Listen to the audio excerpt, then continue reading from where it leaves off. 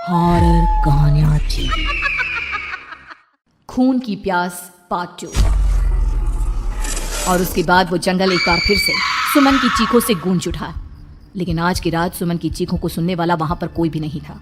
अगर वहां पर कोई मौजूद था तो बस हरिया, जो कि अब एक भेड़िए में बदल चुका था। सुमन के बालों को पकड़कर घसीटते हुए वो जंगल के बीचों बीच एक जगह पर ले जा रहा था।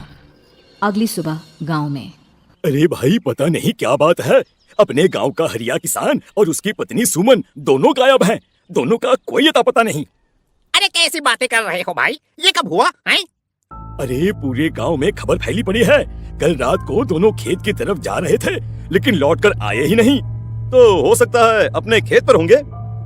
पूरा गांव ढूंढ कर आया है भाई। जानते हो क्या मिला वहाँ पर? क्या हुआ भाई, क्या मिला? बताओ हमें क्या मिला। अरे हरिया की पत्नी सुमन के कपड़े पड़े हुए थे। शरीर का एक एक कपड़ा फटा हुआ झोपड़ी के बाहर पड़ा था, लेकिन दोनों पति पत्नी का कोई पता ठिकाना नहीं था। अरे भाई, लेकिन उसका जो दोस्त है ना रामू किसान, उससे पता करके आते हैं ना। अब तक तो दोनों साथ ही खेत पर जाया करते थे। हाँ, हमें उसके घर जाना चाहिए भाई। चलो वहाँ चलते हैं, चलो।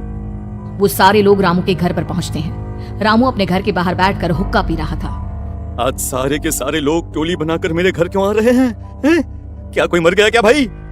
अरे कैसी बातें कर रहे हो? तुम्हारा सबसे अच्छा दोस्त हरिया और उसकी पत्नी गायब है, और तुम यहाँ बैठकर हुक्का पिए जा रहे हो हैं? रामू ने अजीब सी नजरों से उन सब गांव वालों की तरफ देखा, जिसकी वजह से वो लोग एक बार के लिए डर गए। गायब है? अरे गायब नहीं है, मुक्ति मिल गई है। उन दोनों को मुक्ति मिली है।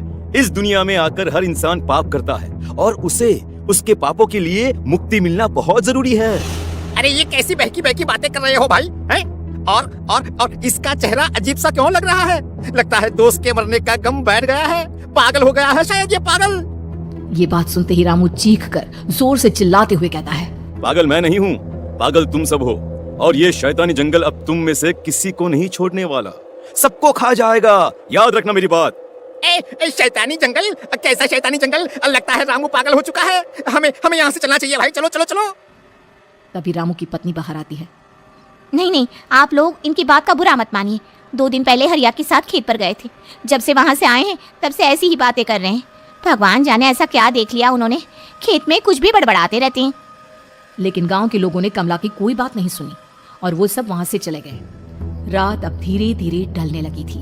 तभी अचानक किसी ने धीमी सी आवाज में रामू को पुकारा। रामू, आ जाओ, मैं तुम्हारा इंतजार कर रहा हूँ। और सुनो, अपनी पत्नी को साथ लेकर आना, नहीं तो काम अधूरा रह जाएगा। ये आवाज सुनते ही रामू के चेहरे पर शैतानी मुस्कुराहट आ जाती है। वो धीमे कदमों से अपने घर के अंदर आता है। क्या हुआ? तबीयत ठीक है ना अब आपकी? मैं तुझे अपने साथ खेत पर ले जाने आया हूँ, चल। मैं तुम्हारे साथ कहीं नहीं जाने वाली। मुन्ना गहरी नींद में सो रहा है और उसे अकेला छोड़कर मैं तुम्हारे साथ खेत पर नहीं आ सकती। वैसे भी तुम्हारे उन खेतों में भगवान जाने कौन सा राक्षस घूम रहा है, मुझे तो डर लगता है। रामू गुस्से में दांत पीसता अपनी झोपड़ी से बाहर आ जाता है और कमला गहरी नींद में अपने बच्चे के साथ सो जाती है। तभी अचानक रात को रामू की झोपड़ी के ऊपर एक साया वही गाना गुनगुनाते हुए घूमने लगता है जो हरिया के मोबाइल में बजा करता था। मैं मौत जो पसरी है चारों ओर, जो आएगी कहीं से निगल जाएगी सबको। मैं मौत अब मैं छोड़ूंगी नहीं किसी को।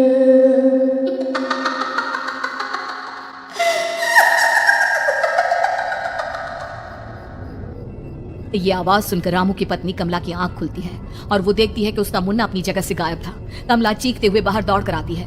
वहां पर उसने देखा कि रामू ने अपने बच्चे को झोपड़ी के बाहर एक पेड़ से उल्टा लटकाया हुआ था और उसका बच्चा चीख चीख कर रो रहा था। वहीं दूसरी तरफ एक साया बच्चे के ठीक नीचे आग जलाकर उसके चारों तरफ हैवानों की तरफ नाच रहा था। छोड़ दो मेरे बच्चे को। अरे क्या कर रहे हो तुम? शर्म नहीं आती तुम्हें अपने ही बच्चे को इस तरह मौत के हवाले करते हुए? अपना बच्चा? किसने कहा ये मेरा बच्चा है? अरे ये तो उस रामू की औलाद है, इस गांव के किसान रामू की। और मेरी दुश्मनी इस गांव के हर इंसान के साथ है। क्या कैसी बात कर रहे हो तुम? और ये औरत कौन है? ये मेरे बच्चे को खा जाएगी। तभी अचानक से उस साया ने एक बेहद खतरनाक दिखने वाली औरत का रूप ले लिया और उसकी आंखों से आग निकल रही थी। सही पहचाना तूने। मैं तेरे बच्चे को खा जाऊंगी। अगर तू अपनी इस हैवान पति रामू के साथ जंगल नहीं आई तो मैं तेरे बच्चे को खा जाऊंगी। लेकिन क्यों? आखिर क्या चाहती हो तुम मुझसे? मुझे जंगल क्यों ले जाना चाहती हो? औरत बुरी तरह से ठहाके मार मार कर जोर जोर से हंसने लगी और साथ में रामू भी। ये तो तुझे वहाँ चलने के बाद ही पता चलेगा ना। अगर तू नहीं आई तो थोड़ी देर में तेरा ये बच्चा आग में जलकर मर जाएगा। चल जल्दी। नहीं नहीं, मेरे बच्चे को छोड़ दो।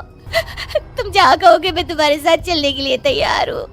और उसके बाद उस बच्चे को झोपड़ी में लिटाकर आगे आगे वो साया चल रहा था और उसके पीछे पीछे रामू अपनी पत्नी के बाल पकड़कर उसे घसीटते हुए जंगल की तरफ ले गया।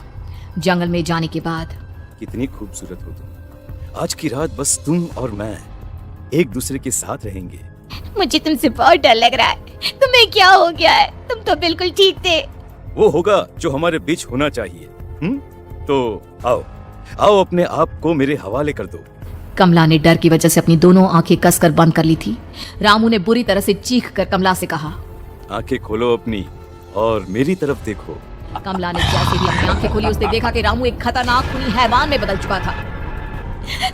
कौन हो तुम? जाने दो मुझे। क्या चाहते हो मुझसे? वही जो एक आदमी एक औरत से चाहता है। मैं तुम्हारा पति रामू नहीं, बल्कि इस जंगल का एक भेड़िया हूँ और आज की रात तुम्हारे खून से अपनी प्यास बुझा जाऊं। और उसके बाद वो जंगल कमला की दर्दनाक चीखों से गूंज उठा। अगली सुबह कमला के कपड़े भी जंगल में उसी तरह पाए गए जैसे कि सुमन के पाए गए थे। इस घटना के बाद पूरे गांव में दहशत का माहौल था।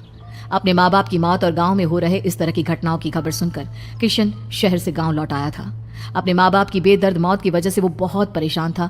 तभी अचानक उसे अपने घर में खाट के नीचे पड़ा हुआ वो मोबाइल फोन मिला जो उसने अपने पापा हरिया को गिफ्ट किया था।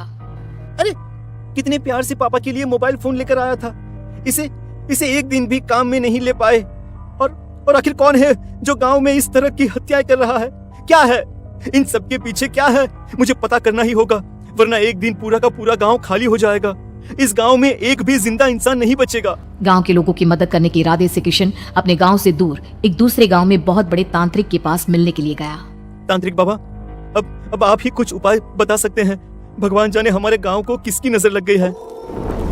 नजर नहीं लगी है, किसी ने तुम्हारे गांव को बद्दुआ दी है।